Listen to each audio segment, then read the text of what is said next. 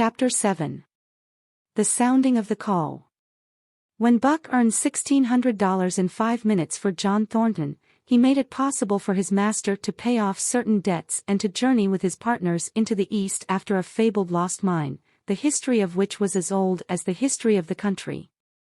Many men had sought it, few had found it, and more than a few there were who had never returned from the quest. This lost mine was steeped in tragedy and shrouded in mystery. No one knew of the first man.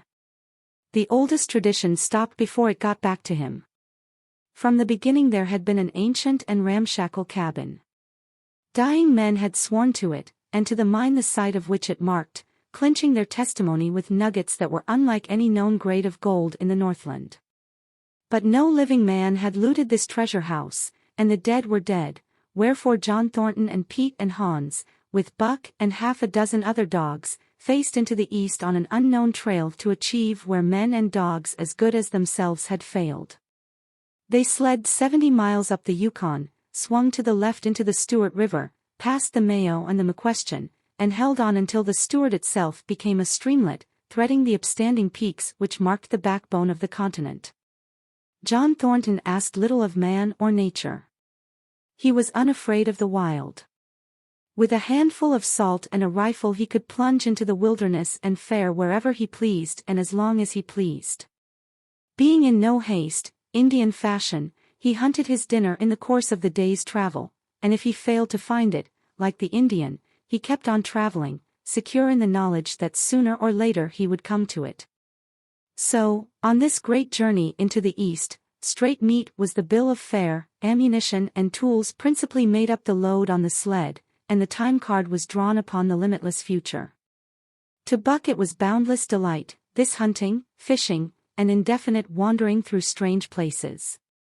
For weeks at a time they would hold on steadily, day after day, and for weeks upon end they would camp, here and there, the dogs loafing and the men burning holes through frozen muck and gravel and washing countless pans of dirt by the heat of the fire. Sometimes they went hungry, sometimes they feasted riotously, all according to the abundance of game and the fortune of hunting. Summer arrived, and dogs and men packed on their backs, rafted across blue mountain lakes, and descended or ascended unknown rivers in slender boats whipsawed from the standing forest. The months came and went, and back and forth they twisted through the uncharted vastness, where no men were and yet where men had been if the lost cabin were true. They went across divides in summer blizzards, shivered under the midnight sun on naked mountains between the timber line and the eternal snows, dropped into summer valleys amid swarming gnats and flies, and in the shadows of glaciers picked strawberries and flowers as ripe and fair as any the Southland could boast. In the fall of the year they penetrated a weird lake country, sad and silent, where wildfowl had been, but where then there was no life nor sign of life, only the blowing of chill winds, the forming of ice in sheltered places, and the melancholy rippling of waves on lonely beaches. And through another winter they wandered on the obliterated trails of men who had gone before. Once, they came upon a path blazed through the forest, an ancient path, and the lost cabin seemed very near. But the path began nowhere and ended nowhere, and it remained mystery, as the man who made it and the reason he made it remained mystery. Another time they chanced upon the time-graven wreckage of a hunting lodge, and amid the shreds of rotted blankets John Thornton found a long-barreled flintlock. He knew it for a Hudson Bay Company gun of the young days in the Northwest, when such a gun was worth its height in beaver skins packed flat, and that was all, no hint as to the man who in an early day had reared the lodge and left the gun among the blankets. Spring came on once more, and at the end of all their wandering they found, not the lost cabin, but a shallow placer in a broad valley where the gold showed like yellow butter across the bottom of the washing pan. They sought no farther. Each day they worked earned them thousands of dollars in clean dust and nuggets, and they worked every day. The gold was sacked in moosehide bags, 50 pounds to the bag, and piled like so much firewood outside the Sprucebough Lodge. Like giants they toiled, days flashing on the heels of days like dreams as they heaped the treasure up. There was nothing for the dogs to do, save the hauling in of meat now and again that Thornton killed, and Buck spent long hours musing by the fire. The vision of the short-legged hairy man came to him more frequently, now that there was little work to be done, and often, blinking by the fire, Buck wandered with him in that other world which he remembered. The salient thing of this other world seemed fear. When he watched the hairy man sleeping by the fire, head between his knees and hands clasped above, Buck saw that he slept restlessly, with many starts and awakenings, at which times he would peer fearfully into the darkness and fling more wood upon the fire. Did they walk by the beach of a sea, where the hairy man gathered shellfish and ate them as he gathered, it was with eyes that roved everywhere for hidden danger and with legs prepared to run like the wind at its first appearance. Through the forest they crept noiselessly, Buck at the hairy man's heels, and they were alert and vigilant, the pair of them, ears twitching and moving and nostrils quivering, for the man heard and smelled as keenly as Buck. The hairy man could spring up into the trees and travel ahead as fast as on the ground, swinging by the arms from limb to limb, sometimes a dozen feet apart, letting go and catching, never falling, never missing his grip. In fact, he seemed as much at home among the trees as on the ground, and Buck had memories of nights of vigil spent beneath trees wherein the hairy man roosted, holding on tightly as he slept. And closely akin to the visions of the hairy man was the call still sounding in the depths of the forest. It filled him with a great unrest and strange desires.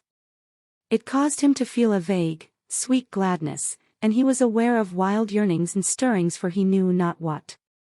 Sometimes he pursued the call into the forest, looking for it as though it were a tangible thing, barking softly or defiantly, as the mood might dictate. He would thrust his nose into the cool wood moss, or into the black soil where long grasses grew, and snort with joy at the fat earth smells, or he would crouch for hours, as if in concealment, behind fungus-covered trunks of fallen trees, wide-eyed and wide-eared to all that moved and sounded about him. It might be, lying thus, that he hoped to surprise this call he could not understand. But he did not know why he did these various things. He was impelled to do them, and did not reason about them at all. Irresistible impulses seized him. He would be lying in camp, dozing lazily in the heat of the day, when suddenly his head would lift and his ears cock up, intent and listening, and he would spring to his feet and dash away, and on, for hours, through the forest aisles and across the open spaces where the niggerheads bunched. He loved to run down dry watercourses, and to creep and spy upon the bird life in the woods. For a day at a time he would lie in the underbrush where he could watch the partridges drumming and strutting up and down. But especially he loved to run in the dim twilight of the summer midnights, listening to the subdued and sleepy murmurs of the forest, reading signs and sounds as man may read a book, and seeking for the mysterious something that called, waking or sleeping, at all times, for him to come. One night he sprang from sleep with a start, eager-eyed, nostrils quivering and scenting, his mane bristling in recurrent waves. From the forest came the call, or one note of it, for the call was many-noted, distinct and definite as never before, a long-drawn howl, like, yet unlike, any noise made by husky dog. And he knew it, in the old familiar way, as a sound heard before. He sprang through the sleeping camp and in swift silence dashed through the woods. As he drew closer to the cry he went more slowly, with caution in every movement, till he came to an open place among the trees, and looking out saw, erect on haunches, with nose pointed to the sky, a long, lean, timber wolf. He had made no noise, yet it ceased from its howling and tried to sense his presence. Buck stalked into the open, half crouching, body gathered compactly together, tail straight and stiff, feet falling with unwonted care. Every movement advertised commingled threatening and overture of friendliness. It was the menacing truce that marks the meeting of wild beasts that prey. But the wolf fled at sight of him. He followed, with wild leapings, in a frenzy to overtake. He ran him into a blind channel, in the bed of the creek where a timber jam barred the way. The wolf whirled about, pivoting on his hind legs after the fashion of Joe and of all cornered husky dogs, snarling and bristling, clipping his teeth together in a continuous and rapid succession of snaps. Buck did not attack, but circled him about and hedged him in with friendly advances. The wolf was suspicious and afraid, for Buck made 3 of him in weight, while his head barely reached Buck's shoulder. Watching his chance, he darted away, and the chase was resumed. Time and again he was cornered, and the thing repeated, though he was in poor condition, or Buck could not so easily have overtaken him. He would run till Buck's head was even with his flank, when he would whirl around at bay, only to dash away again at the first opportunity. But in the end Buck's pertinacity was rewarded, for the wolf, finding that no harm was intended, finally sniffed noses with him. Then they became friendly, and played about in the nervous, half-coy way with which fierce beasts belie their fierceness. After some time of this the wolf started off at an easy lope in a manner that plainly showed he was going somewhere.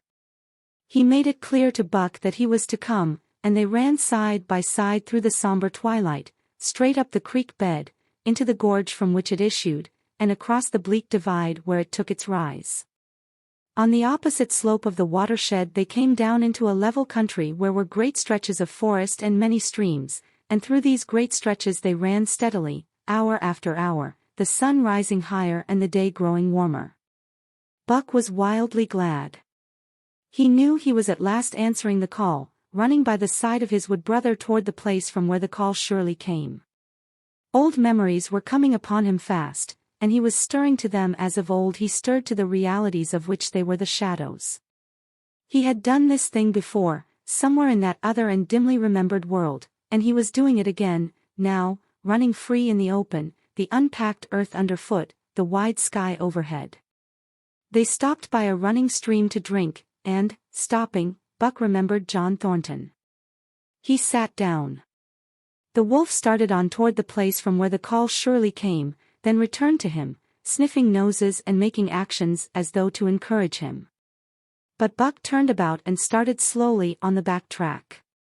For the better part of an hour the wild brother ran by his side, whining softly. Then he sat down, pointed his nose upward, and howled. It was a mournful howl, and as Buck held steadily on his way he heard it grow faint and fainter until it was lost in the distance. John Thornton was eating dinner when Buck dashed into camp and sprang upon him in a frenzy of affection, overturning him, scrambling upon him, licking his face, biting his hand, playing the general tomfool, as John Thornton characterized it, the while he shook Buck back and forth and cursed him lovingly. For 2 days and nights Buck never left camp, never let Thornton out of his sight. He followed him about at his work, watched him while he ate, saw him into his blankets at night and out of them in the morning. But after 2 days the call in the forest began to sound more imperiously than ever. Buck's restlessness came back on him, and he was haunted by recollections of the wild brother, and of the smiling land beyond the divide and the run side by side through the wide forest stretches.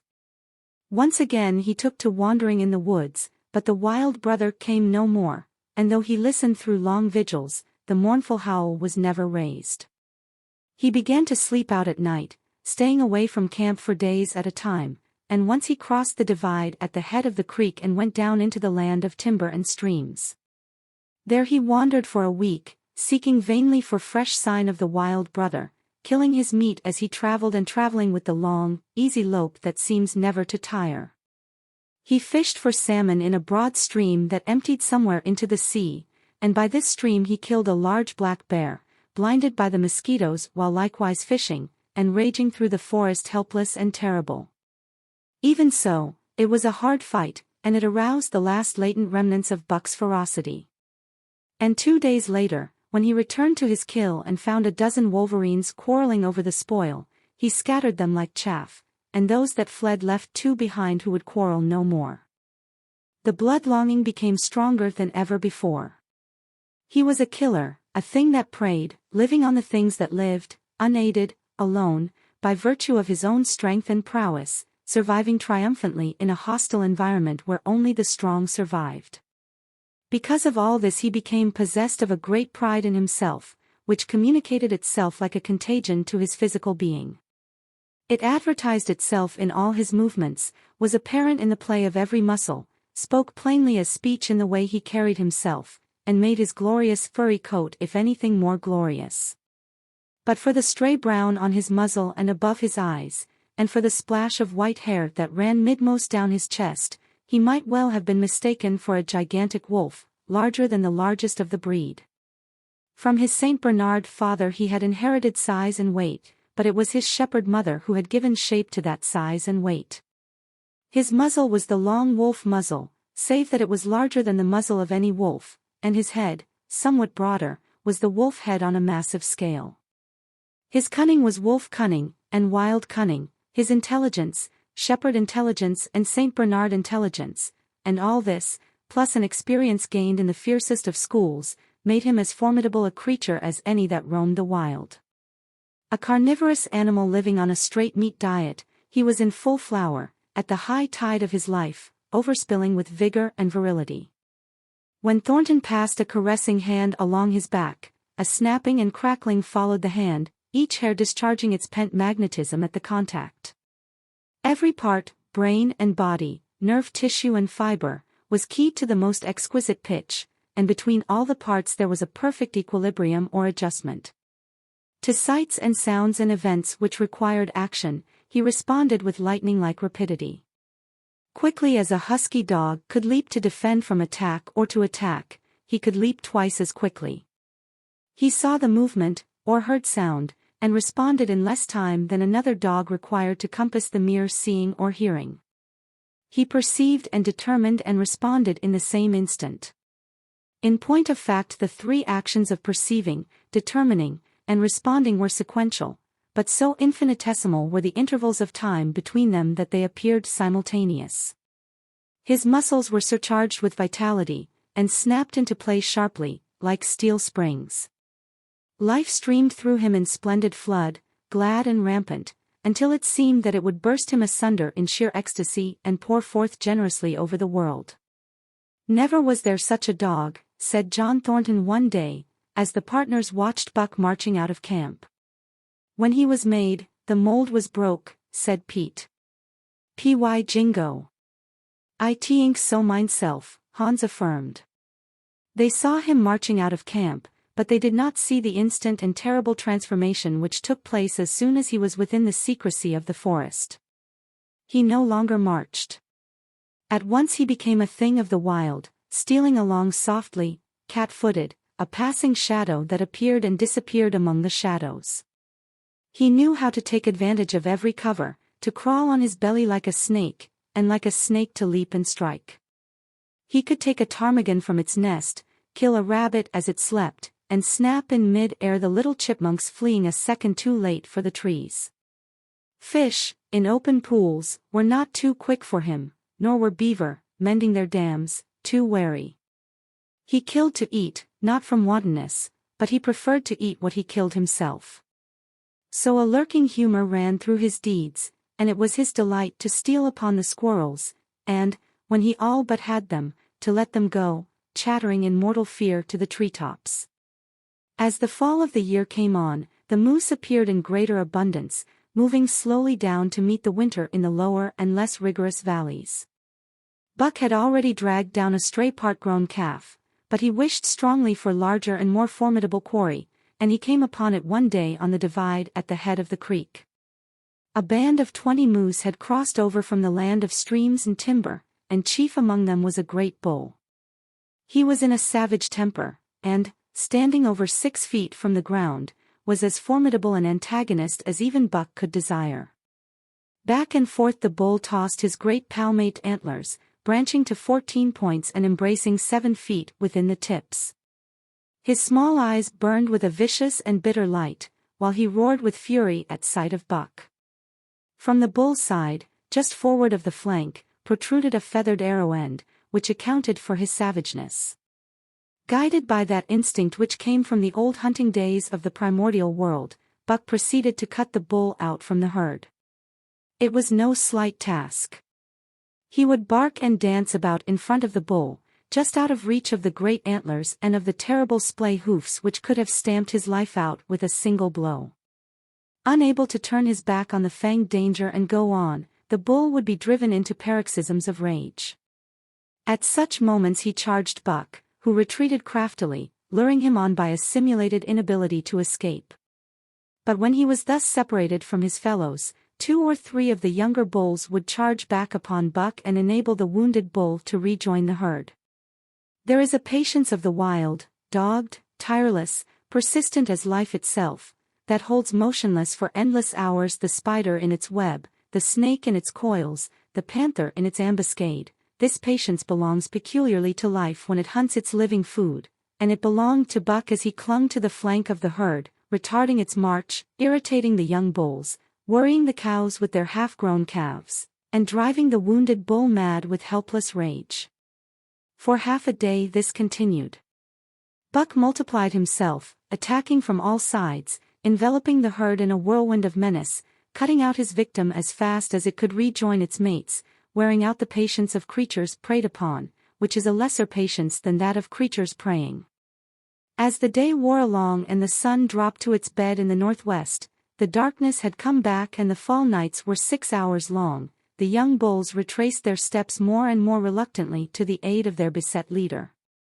The downcoming winter was harrying them on to the lower levels, and it seemed they could never shake off this tireless creature that held them back.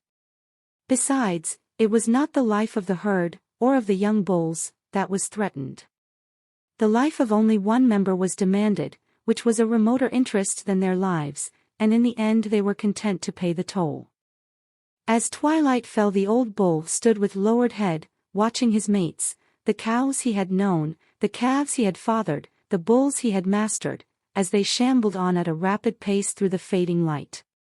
He could not follow, for before his nose leaped the merciless fanged terror that would not let him go. 300 weight, more than half a ton he weighed. He had lived a long, strong life, full of fight and struggle, and at the end he faced death at the teeth of a creature whose head did not reach beyond his great knuckled knees. From then on, night and day, Buck never left his prey, never gave it a moment's rest, never permitted it to browse the leaves of trees or the shoots of young birch and willow. Nor did he give the wounded bull opportunity to slake his burning thirst in the slender trickling streams they crossed. Often, in desperation, he burst into long stretches of flight. At such times Buck did not attempt to stay him, but loped easily at his heels, satisfied with the way the game was played, lying down when the moose stood still, attacking him fiercely when he strove to eat or drink. The great head drooped more and more under its tree of horns, and the shambling trot grew weak and weaker. He took to standing for long periods, with nose to the ground and dejected ears dropped limply, and Buck found more time in which to get water for himself and in which to rest. At such moments, panting with red lolling tongue and with eyes fixed upon the big bull, it appeared to Buck that a change was coming over the face of things. He could feel a new stir in the land. As the moose were coming into the land, other kinds of life were coming in. Forest and stream and air seemed palpitant with their presence. The news of it was borne in upon him, not by sight, or sound, or smell, but by some other and subtler sense. He heard nothing, saw nothing, yet knew that the land was somehow different, that through it strange things were afoot and ranging, and he resolved to investigate after he had finished the business in hand. At last, at the end of the 4th day, he pulled the great moose down. For a day and a night he remained by the kill, eating and sleeping, turn and turn about. Then, rested, refreshed and strong, he turned his face toward camp and John Thornton. He broke into the long easy lope, and went on, hour after hour, never at loss for the tangled way, heading straight home through strange country with a certitude of direction that put man and his magnetic needle to shame. As he held on he became more and more conscious of the new stir in the land. There was life abroad in it different from the life which had been there throughout the summer. No longer was this fact borne in upon him in some subtle, mysterious way. The birds talked of it, the squirrels chattered about it, the very breeze whispered of it. Several times he stopped and drew in the fresh morning air in great sniffs, reading a message which made him leap on with greater speed. He was oppressed with a sense of calamity happening, if it were not calamity already happened, and as he crossed the last watershed and dropped down into the valley toward camp, he proceeded with greater caution. 3 miles away he came upon a fresh trail that sent his neck hair rippling and bristling. It led straight toward camp and John Thornton. Buck hurried on, swiftly and stealthily, every nerve straining and tense, alert to the multitudinous details which told a story, all but the end. His nose gave him a varying description of the passage of the life on the heels of which he was traveling. He remarked the pregnant silence of the forest. The bird life had flitted. The squirrels were in hiding. One only he saw, a sleek gray fellow, flattened against a gray dead limb so that he seemed a part of it, a woody excrescence upon the wood itself. As Buck slid along with the obscureness of a gliding shadow, his nose was jerked suddenly to the side as though a positive force had gripped and pulled it. He followed the new scent into a thicket and found Nigeria. He was lying on his side, dead where he had dragged himself, an arrow protruding, head and feathers, from either side of his body. 100 yards farther on, Buck came upon one of the sled dogs Thornton had bought in Dawson. This dog was thrashing about in a death struggle, directly on the trail, and Buck passed around him without stopping. From the camp came the faint sound of many voices, rising and falling in a sing-song chant. Bellying forward to the edge of the clearing, he found Hans, lying on his face, feathered with arrows like a porcupine. At the same instant Buck peered out where the spruce bough lodge had been and saw what made his hair leap straight up on his neck and shoulders. A gust of overpowering rage swept over him. He did not know that he growled, but he growled aloud with a terrible ferocity. For the last time in his life he allowed passion to usurp cunning and reason, and it was because of his great love for John Thornton that he lost his head. The Yeehats were dancing about the wreckage of the Spruce Bough Lodge when they heard a fearful roaring and saw rushing upon them an animal the like of which they had never seen before. It was Buck, a live hurricane of fury, hurling himself upon them in a frenzy to destroy. He sprang at the foremost man, it was the chief of the Yeehats, ripping the throat wide open till the rent jugular spouted a fountain of blood. He did not pause to worry the victim, but ripped in passing, with the next bound tearing wide the throat of a second man. There was no withstanding him. He plunged about in their very midst, tearing, rending, destroying, in constant and terrific motion which defied the arrows they discharged at him. In fact, so inconceivably rapid were his movements, and so closely were the Indians tangled together, that they shot one another with the arrows, and one young hunter, hurling a spear at Buck in mid-air, drove it through the chest of another hunter with such force that the point broke through the skin of the back and stood out beyond. Then a panic seized the Yeehats, and they fled in terror to the woods, proclaiming as they fled the advent of the evil spirit. And truly Buck was the fiend incarnate, raging at their heels and dragging them down like deer as they raced through the trees. It was a fateful day for the Yeehats. They scattered far and wide over the country, and it was not till a week later that the last of the survivors gathered together in a lower valley and counted their losses. As for Buck, wearying of the pursuit, he returned to the desolated camp. He found Pete where he had been killed in his blankets in the first moment of surprise. Thornton's desperate struggle was fresh written on the earth, and Buck scented every detail of it down to the edge of a deep pool. By the edge, head and 4 feet in the water, lay Skeet, faithful to the last.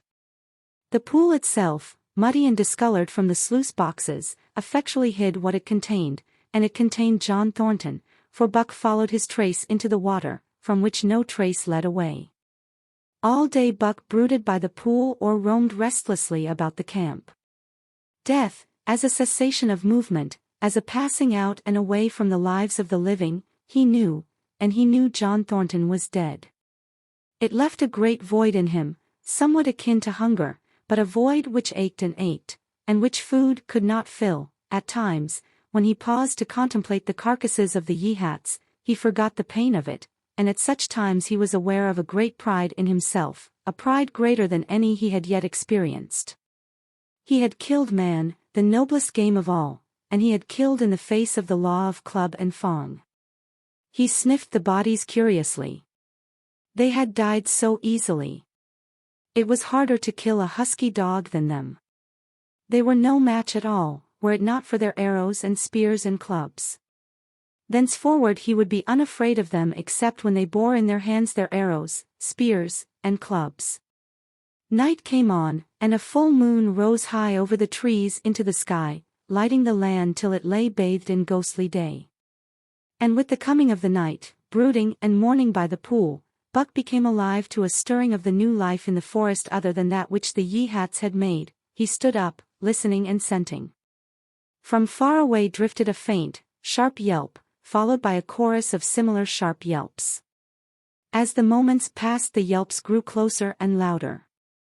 Again Buck knew them as things heard in that other world which persisted in his memory.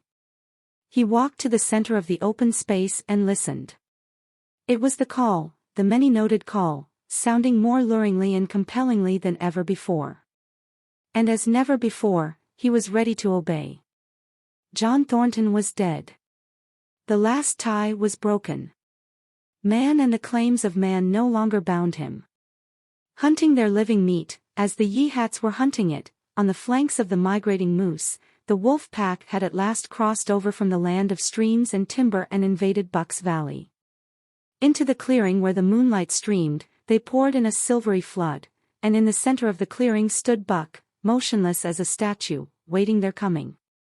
They were awed, so still and large he stood, and a moment's pause fell, till the boldest one leaped straight for him. Like a flash Buck struck, breaking the neck.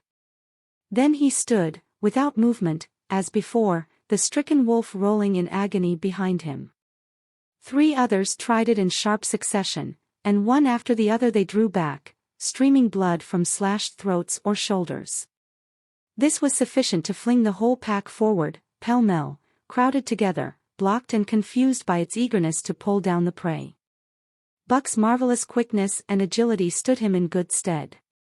Pivoting on his hind legs, and snapping and gashing, he was everywhere at once, presenting a front which was apparently unbroken, so swiftly did he whirl and guard from side to side. But to prevent them from getting behind him, he was forced back, down past the pool and into the creek bed, till he brought up against a high gravel bank. He worked along to a right angle in the bank which the men had made in the course of mining, and in this angle he came to bay, protected on 3 sides and with nothing to do but face the front. And so well did he face it, that at the end of half an hour the wolves drew back discomfited. The tongues of all were out and lolling, the white fangs showing cruelly white in the moonlight. Some were lying down with heads raised and ears pricked forward, others stood on their feet, watching him, and still others were lapping water from the pool.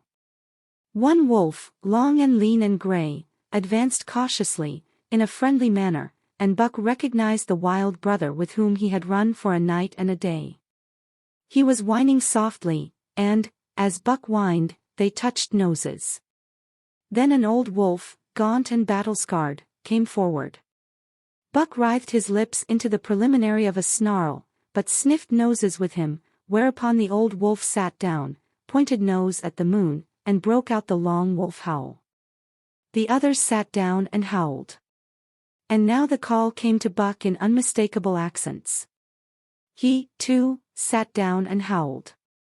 This over, he came out of his angle and the pack crowded around him, sniffing in half-friendly, half-savage manner. The leaders lifted the yelp of the pack and sprang away into the woods. The wolves swung in behind, yelping in chorus. And Buck ran with them, side by side with the wild brother, yelping as he ran. And here may well end the story of Buck. The years were not many when the Yeehats noted a change in the breed of timber wolves, for some were seen with splashes of brown on head and muzzle, and with a rift of white centering down the chest. But more remarkable than this, the Yeehats tell of a ghost dog that runs at the head of the pack. They are afraid of this ghost dog, for it has cunning greater than they, stealing from their camps in fierce winters, robbing their traps, slaying their dogs, and defying their bravest hunters. Nay, the tale grows worse. Hunters there are who fail to return to the camp, and hunters there have been whom their tribesmen found with throats slashed cruelly open and with wolf prints about them in the snow greater than the prints of any wolf. Each fall, when the Yeehats follow the movement of the moose, there is a certain valley which they never enter.